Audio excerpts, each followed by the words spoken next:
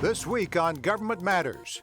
The federal government needs to break from the past if it's going to move forward into the future. Civilian agencies spend 71% of their IT budget to maintain legacy systems. We look at the case for Bimodal IT in government. The private communications that are held by third parties, so your emails, your photos held by in a photo sharing service, your text messages, all of those private communications should only be accessible with a search warrant. The House approves an effort to update the 1986 Email Communications Privacy Act. So, what's next? It gives the business a chance to get a foothold, to start to grow through the partnership with the larger prime contractor. Speed dating meets the federal marketplace. Will it make contracting work for small business? Government Matters starts right now. From ABC 7 and News Channel 8, this is Government Matters.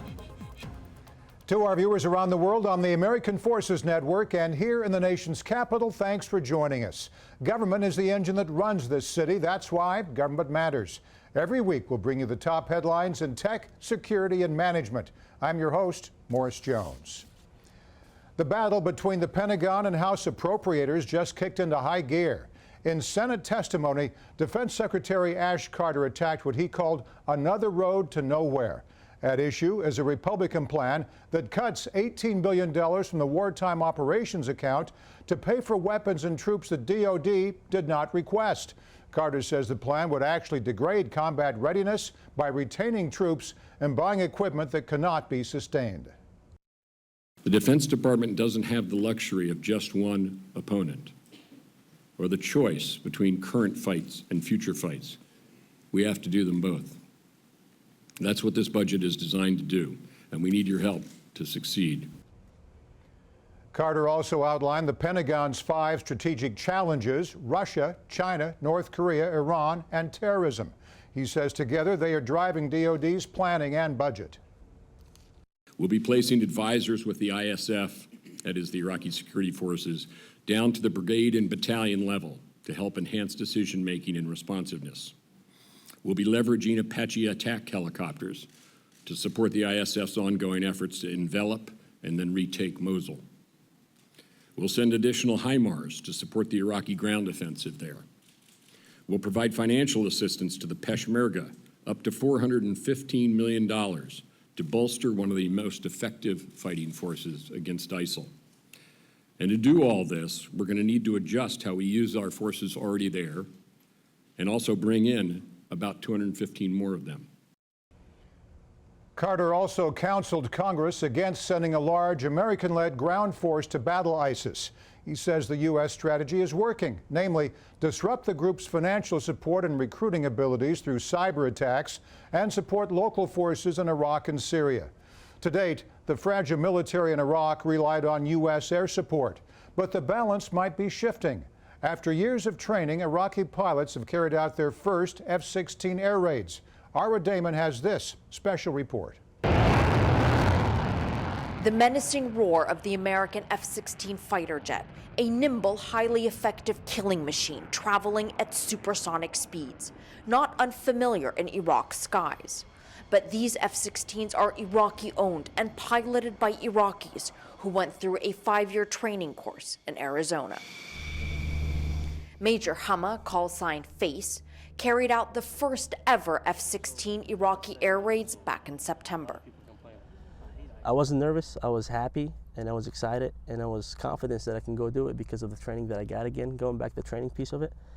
And I went up with a smile and came back with a smile, seeing my results were actually really, really good. So I was happy.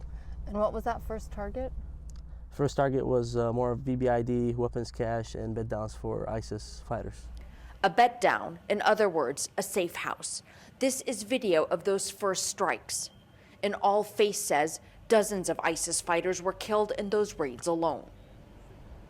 After years of waiting due to pilot training, complications, and security concerns, the first batch of 6 F-16s arrived over the summer, with more expected later this year. In all, Iraq ordered 36 F-16s worth billions of dollars. We're making a change here. We're fighting for everybody on behalf of the world. I mean, it's an honor to fly for my country and fight. The Iraqi Air Force has other fighter planes. but none that match the effectiveness or speed of the F-16. In March, ISIS shot down a Cessna, killing all on board. Never in the nation's history has it had this kind of air power at its disposal. Crucial, of course, to the fight against ISIS, but also central to Iraq's future and whether or not it will reposition itself as a regional military superpower. That may take time, but the Air Force commander says by mid-2017, assuming all the F-16s arrive, Iraq will be that much closer to reestablishing control of its skies. In Tech Matters, a look at the case for bimodal IT in government. This week at VMware's Public Sector Innovation Summit put on by FedScoop, Federal Chief Information Officer Tony Scott said his office is pulling together information on bimodal IT management policy. Joining me with the latest is Alan Chvotkin, Executive Vice President at the Professional Services Council. Alan, before we get into the weeds here, bring us up to speed. What is bimodal IT as you understand it? How would it apply to government? Well, bimodal IT, in my interpretation, means that the federal government will try to balance the embedded base that it has, the stability of its current platforms, while at the same time trying to take full advantage of the agility and future opportunities in technology as they go forward. So it's trying to balance both of those. It makes sense. So where did this term bimodal IT come from? Where is OMB looking for real-world examples in the public and private sectors? Well, it comes out of the research. Lots of smart people talking about this as a strategy, often used in the commercial marketplace a lot, where the companies can look at how much money they have available and how do they balance both what they're currently doing as what they can do in the future. In the federal marketplace, it's a particularly challenging issue because the federal government spends about 70% of its dollars for information technology on the systems and platforms that it already has. Yet those are rapidly becoming out of date, and how do you move more quickly to different environments, different capabilities, while not breaking the work that's working for customers and agencies and the taxpayer? AlanCIO.com wrote a great piece about the bimodal IT model earlier this month. In it, Forrester Research called the approach a strategic mistake and a trendy Band-Aid. Here's a quote. It can also create a troublesome schism between IT groups competing for funding, resources, skills, and most importantly, the attention of the business. So what do you make of that point? How can government avoid the creation of competing cultures? Well, it's very difficult, and in the stovepipe world of the federal marketplace, it's very difficult for agencies. In moving to the embedded base, different from the agile future, the federal government plans for those differently, it acquires those goods and services differently, and it implements them differently. It's not clear who has the authority to make those trade-off decisions between protecting the current base and the future changes. We have certain laws that have been recently passed. The federal CIO is given, the agency CIOs are given authority over that IT, but they're not the users of those goods and services, and then they don't often control the budget. So we have very significant competing factions in the federal marketplace. Finding the owner and finding the key decision makers is a challenge. The CIO magazine is right to raise the issue, and it may be more challenging at the federal level than it is at a commercial marketplace. You know, we can't talk about this topic without mentioning the Obama administration's push for a $3.1 billion IT modernization fund. How does the ITMF relate to this discussion? Well, the IT Modernization Fund is an effort to address one component of the burdens and challenges that face the federal marketplace, and that's how do you pay for it. Today, the federal government budgets on an annual basis. The IT Modernization Fund is an effort to look at it over long term and say, look at life cycle cost of the embedded base and the future systems rather than just what it costs on an annual basis. Congressman Steny Hoyer has introduced a bill to facilitate that. We at the Professional Services Council have strongly endorsed that. The federal government needs to break from the past if it's going to move forward into the future. Now, NextGov reports some big names in the tech industry like Northrop Grumman, Cisco, Dell, and Intel have signaled their support for ITMF. The question, will that support help the bill overcome Republican opposition in Congress? What do you think? My answer is I hope it does. The Republican opposition, or the opposition by some members, there are some Democrats who have some concerns. There are Republicans who are supporting the proposal. The idea here is to make it very clear to them what the government intends to do with that money, how the program will be laid out, and wisely the administration and Congressman Hoyer and others have talked about starting small, making sure that the design works and can be implemented fully before moving to a larger implementation. I think that's the right strategy. Certainly something has to be done in the short term if we're going to find a way to move forward. Good to have you on the show. Alan Chvotkin, Executive Vice President at the Professional Services Council. Thanks, Alan. My pleasure, Morris. Thank you. Ransomware impacts thousands of people every day. Hackers hijack your computer and hold your personal files hostage. We have an in-depth report straight ahead on Government Matters.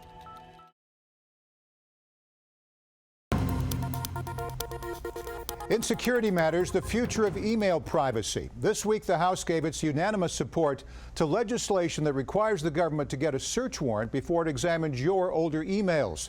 The bill was backed by a diverse group of organizations, including the liberal American Civil Liberties Union and the conservative Heritage Action for America. For more, I'm joined by Chris Calabrese, Vice President of Policy at the Center for Democracy and Technology. Chris, before we get into H.R. 699, let's talk about its predecessor, the Electronic Communications Privacy Act. How did it stand up 30 years later? Well, it's amazing. I mean, the rules that govern how we protect our electronic communications were passed in 1986, so contemporaneous with Top Gun and your favorite, 80s music. So it's amazing how well they've actually held up and how visionary Congress was in realizing that third-party communications would have to be protected. But it's not surprising that at this point they do seriously need an update. And remember Prodigy? I was using that way back when in the 80s. Sure. Everything's changed so much. Now that's where this new law comes in. Tell us about it. How does it work, and what type or types of information does it protect? Sure. I mean, it's really very straightforward. What it says is that the private communications that are held by third parties, so your emails, your photos held by in a photo sharing service, your text messages, all of those private communications should only be accessible with a search warrant. That's the standard right now that's used to search your house, and we think it should be the standard to search your digital home as well. Chris, your organization called this a win for privacy, but it wasn't exactly a complete victory. Here's how Forbes put it. The good news, the bill would require the government to get a warrant to access your email or any information you have stored in the cloud. The bad, after getting a warrant, it could still look through your online correspondence without ever notifying you. Now, why was that provision stripped out? What kind of implications will it have? And is there any chance the Senate will put it back in? Well, it was stripped out in response to law enforcement concerns who, at least as I understand it, believed it would be an additional burden for local law enforcement or federal law enforcement to actually go to you and tell you when they had searched your communications. Obviously, we don't agree. We think that's an appropriate burden, especially if you're already getting a search warrant. But one of the reasons that we were able to sort of live with this provision, even though we would have liked to have had it in, is that providers are still allowed to notify you, and many providers do in fact notify their customers when a search warrant is served. Now that's what I want to ask you about right now. What is the impact on major service providers like Apple, Facebook, Microsoft, or Yahoo? Well, those major providers have by and large tried to enforce a warrant for content rule already. There was an appellate court decision back in 2010 which said that email was constitutionally protected. And since then, at least the big providers have said, certainly in the case of email and often in the case of a lot of private communications, that law enforcement should come back with a warrant. And it's important to note that that hasn't been an undue burden on law enforcement. But we think that rule needs to be universal, apply to not just the big guys, but the smaller providers as well, and also have a degree of certainty so everyone knows going forward that their private communications are secure. All right, Chris, in wrapping this up, we talked about email. It wasn't widely used in 1986. I mentioned Prodigy. You mentioned all the great shows of the day. It is a necessity today, though. So before you go, I'm curious, why did it take 30 years for this to happen?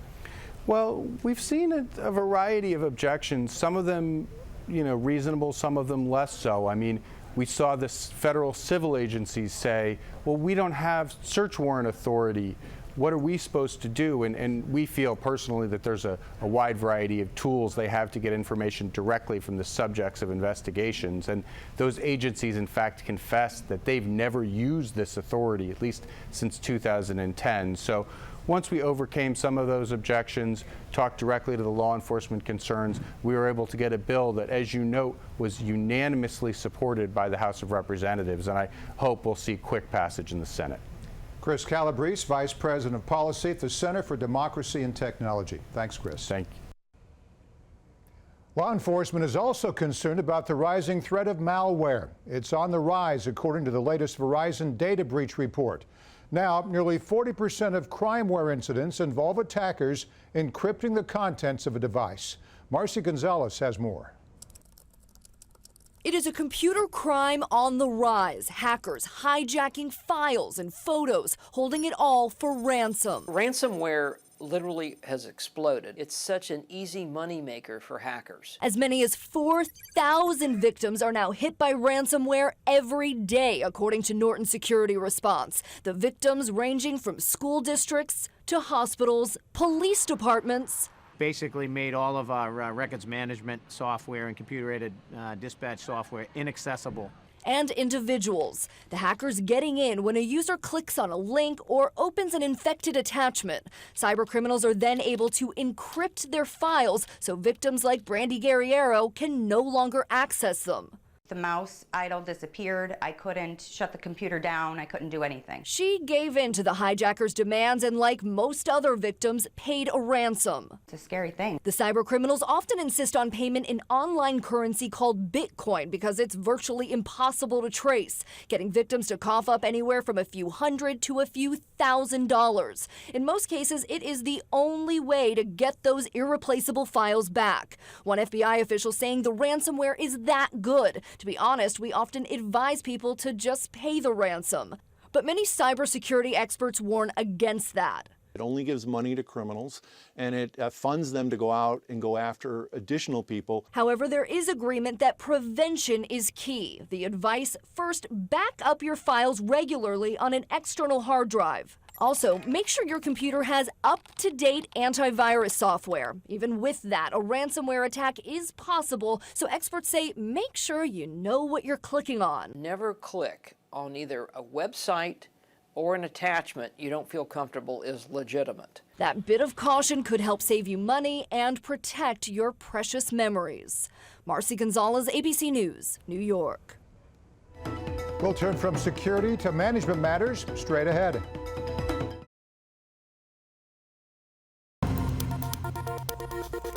In Management Matters, making federal contracting work for small business. Next Thursday, the Hyatt Regency in Reston will host the 4th annual B2G Matchmaking Conference and Small Business Expo. It's put on by the Reston Chamber of Commerce. The event features a pair of high-profile speakers, the Chief Procurement Officer at DHS and the District Director of the Small Business Administration. For more, I'm joined by Tony Barnett, Director of Federal Sales for Assured Enterprises. Tony, let's start there. What is a B2G matchmaking conference and why is it necessary? Well, Morris, thank you. The B2G conference is an opportunity for small businesses to meet with agencies and with large prime contractors in a speed dating kind of format. What's advantage for this is that most of these businesses don't get a chance if they're a small company starting up or if they've already been in the space. They don't get the opportunity to learn and partner with other businesses or to learn about what opportunities they are with the agencies as far as a small business set-asides or other opportunities for them to grow. The B2G trade show or conference gives them a chance to go ahead and have one-on-one meetings and learn more about what they need to do to get into the field. Now, as you mentioned, these types of events aren't only about making relationships between small businesses and government, they're also about linking them up with prime contractors. Explain that for us. Why is it important? Well, the government requires that small businesses, or that the prime contractors involve small businesses in their deals and in their bids. And this is an opportunity for the prime contractors to find out more about what companies and other options are available out there that they wouldn't already have through their small business outreach. And this is a chance for them to grow both then for the prime contractor, their areas, but also opportunities for small businesses to be able to get in on larger prime contractors and get a foothold in the industry. Tony, let's get into a few issues that are really shaping this marketplace. There's a push by the Office of Management and Budget to streamline the procurement process and leverage the federal government's significant buying power through category management and other initiatives. But there's concern that small businesses will be left behind. How does industry view this push? Well, industry is viewing this as an opportunity to increase the speed in which acquisition takes place, and it should give opportunity for small businesses as well, because of the fact that they will have a faster procurement process and have more opportunity for smaller business and more smaller businesses to be involved in being able to be acquired by the government. You know, it's been an interesting year for the federal IT marketplace, including a lot of M&A activity. In fact, this February, your company, Assured Enterprises, purchased Nova Defense and Aerospace International for an undisclosed sum. The goal? Boost your cyber platforms. So plenty of small businesses are considering similar steps to remain competitive. What did you learn from that acquisition? Give me some advice. Well, what we were able to do is by having Bill Jacobs, retired Brigadier General Bill Jacobs, join our team. He was part of the acquisition.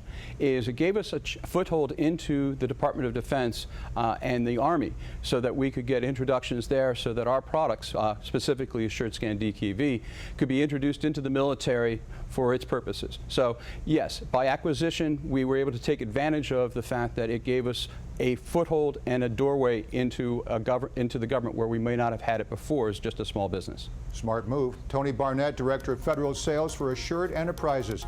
Thanks, Tony. Thank you.